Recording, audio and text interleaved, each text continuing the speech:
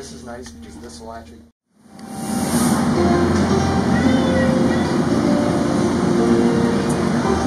There was no roar of lions, but there was the whoosh of fire and the sight of people defying gravity under the big top. On Saturday and Sunday, the Kelly Miller Circus returned to High for the first time since 2014, and this year there were no animals.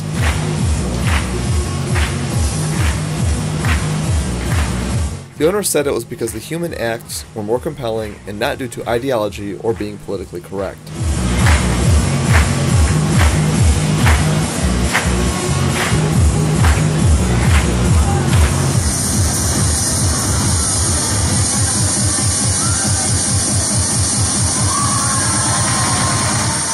Over the weekend, 403 adults and 290 children attended the 4 performances.